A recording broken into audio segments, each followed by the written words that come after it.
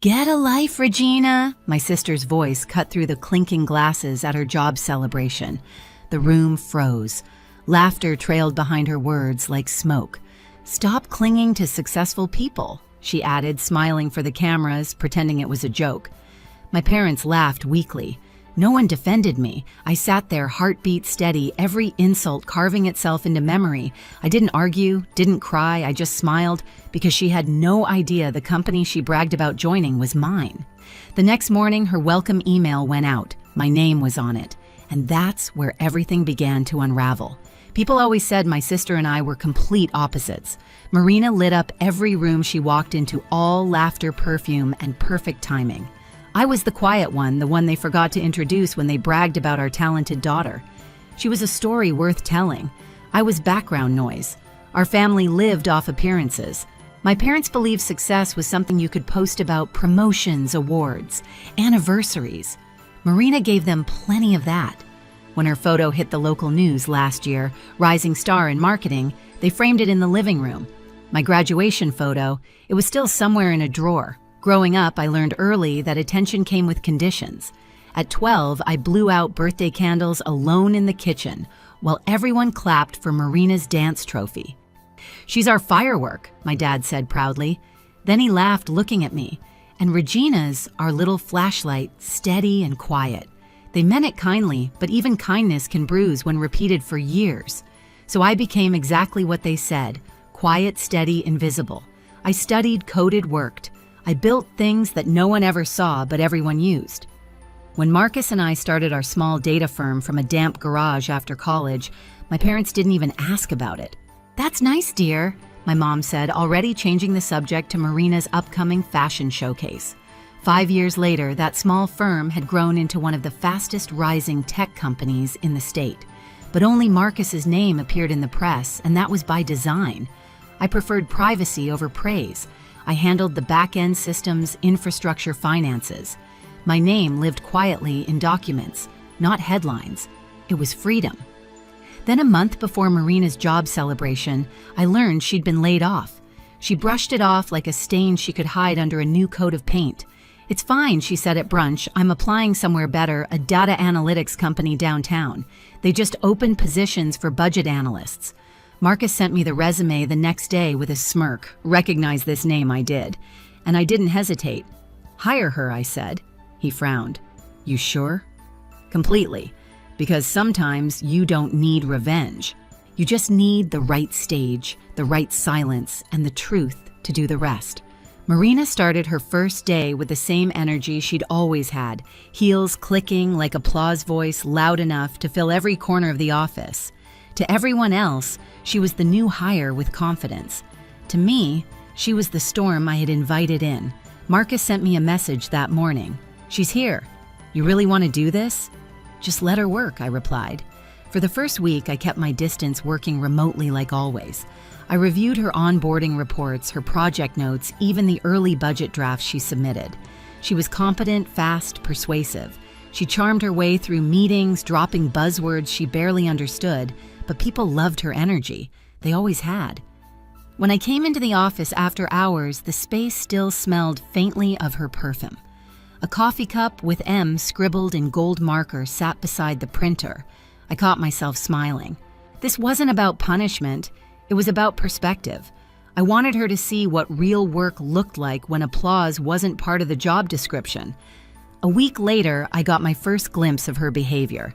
She'd been gossiping in the break room, telling someone our management's a bit strange. There's this senior advisor who supposedly signs off on every major project. Nobody's ever seen her. Probably a fake name. That fake name was mine. Marcus called that night.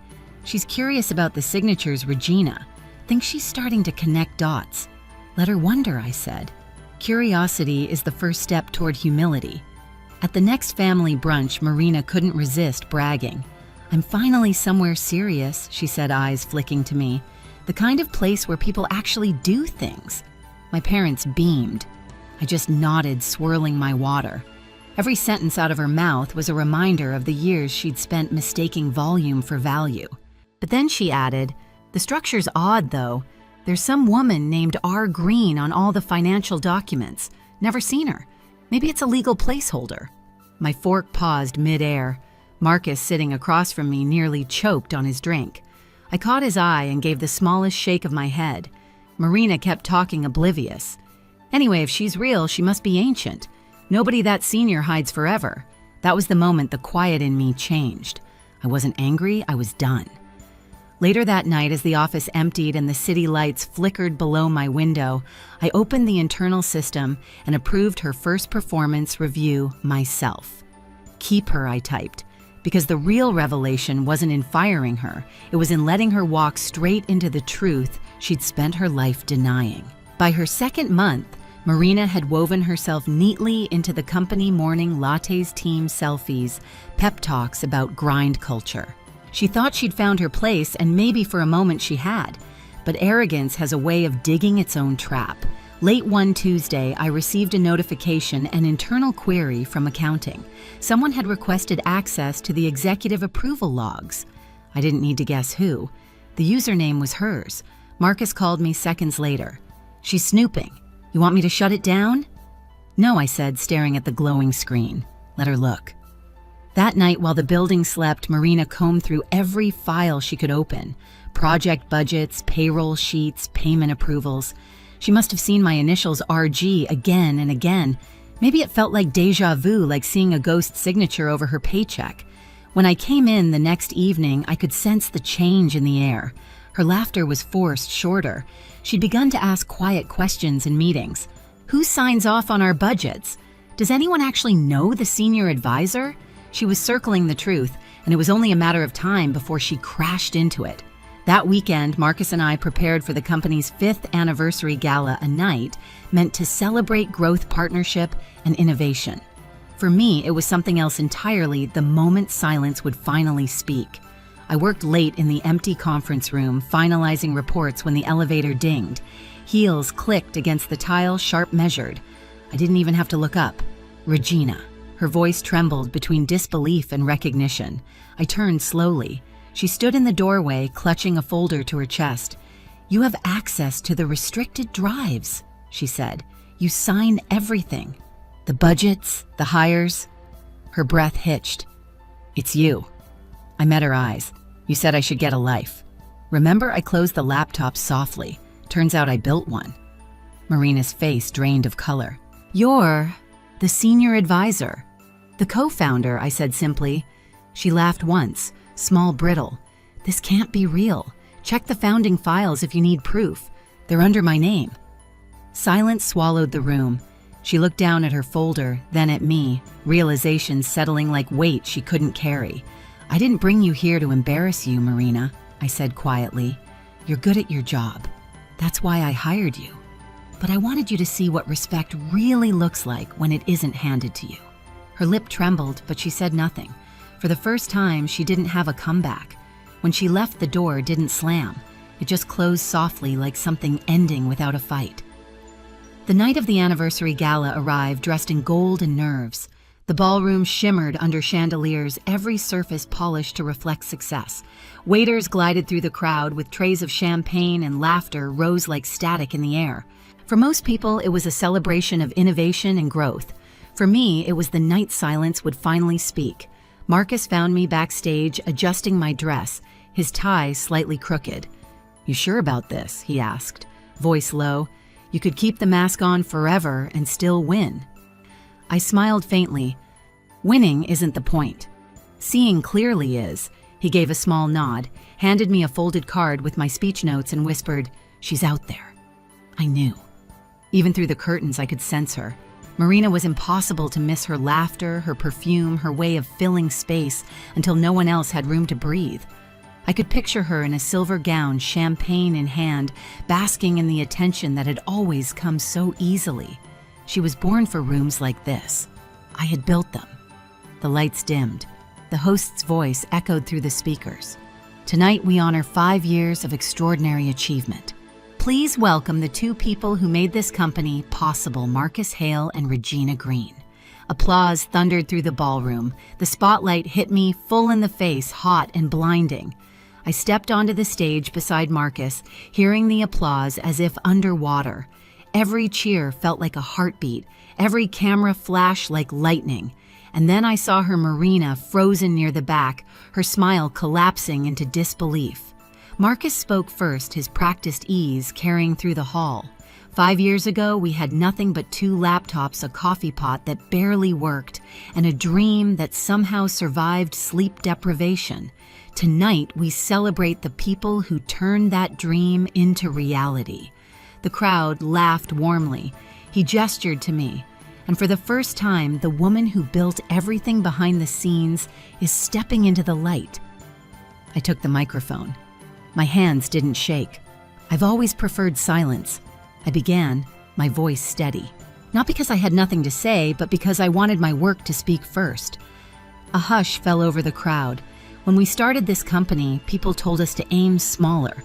They said what we wanted was too ambitious, too risky. But I've learned something sometimes: the quietest voices build the loudest legacies. Polite applause rippled through the room.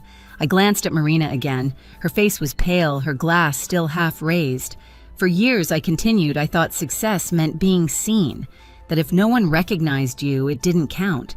But I've come to understand that visibility isn't proof. Impact is.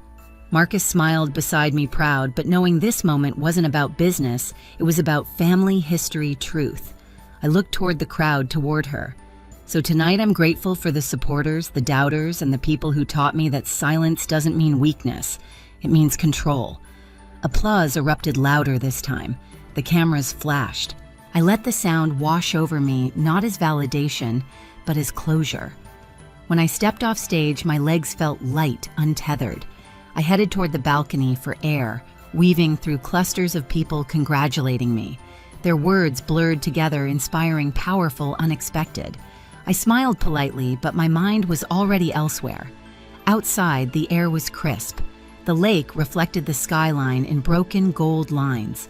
I rested my hands on the railing, feeling the pulse in my wrists finally slow. Regina. Her voice came from behind me, small but sharp, like glass cracking. I turned. Marina stood there, framed by the ballroom lights, eyes red-rimmed, mouth trembling. She had lost her effortless composure. "So it's true," she said, almost whispering. "You're the co-founder." I nodded. She let out a hollow laugh. "You let me work under you. You watched me parade around like I knew everything. You were good at your job," I said simply. She blinked. "Don't do that. Don't pretend this doesn't matter. I humiliated you and you—" Her voice broke. "You didn't even defend yourself. There was nothing to defend," I said. "You weren't attacking me. You were attacking what you thought I was." Her hands clenched around her clutch. "And what was that? Someone beneath you." She looked away, the sound of the lake soft behind us. "You could have told me," she whispered. "And you would have listened," I asked. Her silence was the answer. "I didn't want revenge, Marina." I continued, my tone calm. "I just wanted the truth to find you. Sometimes the only way to teach someone respect is to let them trip over it themselves." Tears welled in her eyes. "You must hate me." I shook my head. "No, I just stopped needing you to understand me." She wiped her cheek with the back of her hand, her voice shaking. "I was awful to you." "Yes," I said quietly, "but that's over now." She took a step closer. "How can you be so calm? If someone had done to me what I did to you, I'd want to destroy them." I met her eyes. "That's the difference between us." She stared at me for a long moment, her expression folding between guilt and awe. "You're better than me." "No," I said. "I just learned when to stop proving it." The ballroom doors opened behind us, spilling laughter and light across the floor. The crowd inside chanted Marcus's name for an encore speech. He looked toward us but didn't interrupt. Marina's voice softened. "I don't deserve your kindness." "This isn't kindness," I said. "It's clarity." For a moment, neither of us spoke. The air between us wasn't filled with rivalry anymore. It was something quieter, raw. She broke the silence first. "You won't see me at brunch for a while," she said, half smiling through tears. "But I'll come when I can look you in the eye." "I'll be here," I said. When she left, the click of her heels faded like a confession. I stayed out on the balcony a while longer, the night pressing soft against my skin. The city glowed below, bright and indifferent. I thought about the years I'd spent building a world where I didn't need to be seen, and how tonight stepping into the light wasn't about glory, it was about balance. Later, when I re-entered the ballroom, Marcus found me near the buffet. So he said, handing me a glass of water, "How does it feel to be famous?" I laughed softly. Exhausting. He tilted his head toward the door Marina had exited through. "She'll come around." "I know," I said. "She always does, just takes longer to see what's real." He raised his glass. "To quiet victories." I clinked mine against his, the only kind that lasts. By the time I got home, the adrenaline had faded, replaced by a calm that felt almost holy. I slipped off my heels, set the award plaque on the counter, and opened my laptop. A new email waited in my inbox. From Marina. No subject line, no apology. Just one sentence. "Thank you for showing me what success actually looks like." I stared at it for a moment, a slow smile spreading across my face. Then I typed back, "It's not about being seen, Marina. It's about doing something worth seeing." When I hit send, the city outside hummed softly, a rhythm I'd come to know by heart. For the first time in years, the silence didn't feel like armor, it felt like peace. 2 weeks after the gala, everything at the office felt subtly new, lighter somehow, as if the air itself had exhaled. People talked about the event for days, replaying the moment I'd stepped on stage. But what surprised me most was Marina. She still dressed impeccably, still arrived early, but the difference was in her tone. She no longer led with bravado. She listened. She started asking questions instead of giving orders. One afternoon, I passed by a meeting room and heard her mentoring 2 interns explaining budgeting systems with calm patience. It was strange and beautiful to watch. Later that evening, I found her alone in the break room sorting through notes. She looked up, hesitant. "I'm still learning," she said quietly. I nodded. "So am I." She smiled, a small, honest curve of her lips. "I didn't think we'd ever talk like this." "Neither did I said. "But some stories end better when no one's trying to win." We stood there for a moment, the hum of the vending machine the only sound between us. For the first time in years, it didn't feel like silence. It felt like peace earned the hard way. A month later, I approved the final payroll of the quarter. Among the signatures and numbers, one name stood out, Marina Green, project lead for the mentorship initiative she'd built from scratch. I paused, smiling. There was no pride, no revenge left in me, just quiet satisfaction. I leaned back, watching the sunset spill across my desk. Sometimes justice doesn't need applause. Sometimes it simply appears in the details, like a sister's name on a project she finally earned. If you've ever been underestimated, remember silence isn't surrender, it's strategy. Tell me, have you ever let the truth do your talking?